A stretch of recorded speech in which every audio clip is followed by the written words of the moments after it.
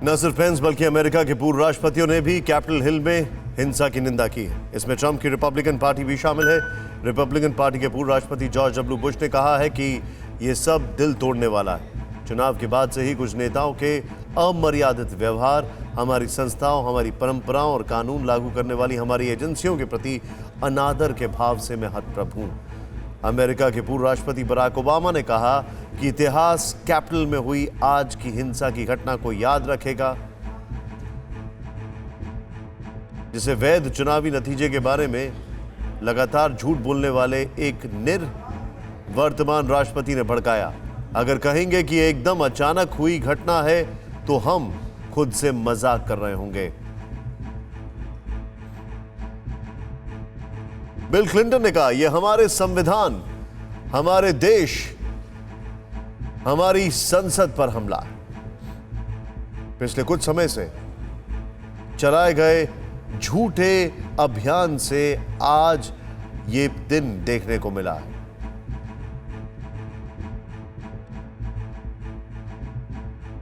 पूर्व राष्ट्रपति Jimmy Carter ने यूएस कैपिटल में हुई आज की घटना को झकझोर देने वाली बताया। अब तक ट्रंप के कई साथी और रिपब्लिकन सांसद राष्ट्रपति पर महाभियोग जलाने की मांग कर रहे हैं। जाहिर है, संसद पूर्व हमले से अमेरिका के जो नेता हैं वो भी नाराज हैं और जनता भी और अफसर भी। ट्रंप से जुड़े कई अफसरों ने भी इस्तीफा देना शुरू कर दिया है। अब तक deputy NSA Matt Pottinger, White House की deputy press secretary Sarah Matthews इस्तीफा दे चुकी हैं। मेलानिया ट्रंप की chief of staff Stephanie Grisham ने भी अपने पद से इस्तीफा दे दिया है। ये लिस्ट हर घंटे लंबी होती जा रही है। दुनिया के सबसे ताकतवर देश के लिए इससे ज्यादा शर्मिंदगी की बात क्या होगी कि उसके राष्ट्रपति का सोशल मीडिया अकाउंट ही ब्लॉक कर दिया गया। अमेरिका को आज सिर्फ यही नहीं झेलना पड़ा, बल्कि चीन जैसे देशों से लेकर आम लोगों तक ने ट्रंप का और अमेरिका का मजाक उड़ाया।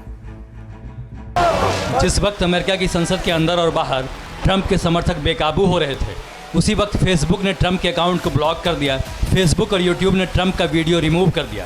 फेसबुक के वाइस प्रेसिडेंट गुए रोजेन ने कहा, यह इमरजेंसी है, ट्रंप के वीडियो से हिंसा और भड़क सकती है। ट्विटर ने भी ट्रंप के कुछ ट्वीट हटा दिए। उधर चीनी सरकार के मुखपत्र ग्लोबल टाइम्स ने अमेरिका पर कटाक्ष करने के लिए स्टैच्यू ऑफ लिबर्टी का इस्तेमाल किया। मशाल को मूर्ति की हाथ से नीचे गिरा हुआ दिखा दिया। हाउस स्पीकर नैन्सी पेलोसी पर भी तंज किया। नैन्सी ने हांगकांग में हुए प्रदर्शन की तस्वीरों को सुंदर दृश्य कहा था। अब ग्लोबल टाइम्स पूछ रहा है कि अमेरिका के ताज़ा दृश्यों पर उनका क्या कहना है।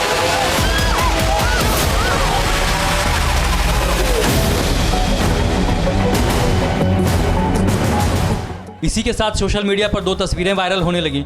लोग पिछले साल की तस्वीर से आज की तस्वीर की तुलना करने लगे। पूछने लगे कि अश्वेत लोगों के अधिकार के लिए प्रदर्शन करने वालों के साथ जो बर्ताव पिछले साल किया गया, वो अब ट्रंप के समर्थकों के साथ क्यों नहीं किया जा रहा है।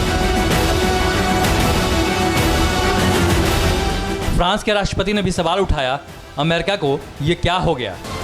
सोशल मीडिया पर ट्रंप किस्म किस्म के अवतार में दिखने लगे।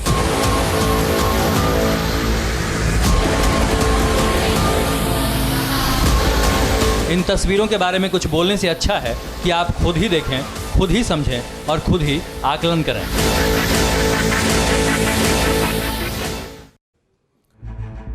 अमेरिका और भारत के लोकतंत्र की हमेशा तुलना होती है, लेकिन आज भारत ने साबित कर दिया कि लोकतंत्र में उसकी आस्था ज्यादा मजबूत है। कम से कम आज तो यही कहना चाहिए कि अमेरिका भारत से 5 बातें सीख ही ले तो बेहतर होगा। पहली बात, भारत के लोकतंत्र में भी हार और जीत होती है, लेकिन हारने वाला संसद पर हमला तो करवाता ही नहीं। दूसरी बात, भारत की जनता अपने अधिकारों की मांग तो करती है, लेकिन कभी लोकतंत्र को इस तरह खतरे में नहीं डालती।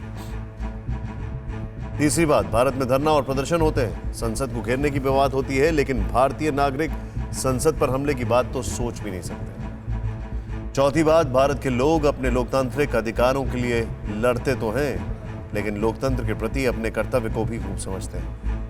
और पांचवी बात, भारत ने हर बार यह साबित किया है कि उसके लिए संविधान सबसे ऊपर है, लेकिन कम से कम आज की घटना ने यह साबित कर दिया कि अमेरिका में संविधान सर्वोपरि नहीं माना जाता। अगर अमेरिका ने अपनी ये छवि नहीं बदली तो ये पूरी दुनिया के लिए फिक्र की बात होगी। और सबसे बड़ा सवाल यह है कि जो बाइडेन के लिए सबसे पहली चुनौती होगी इस बिखरे हुए अमेरिका को एक साथ लाने की। अमेरिका और भारत के लोकतंत्र का फर्क देखिए। अड़ी सोमवार से शुक्रवार शाम 6 बजे सिर्फ TV9 भारतवर्ष पर।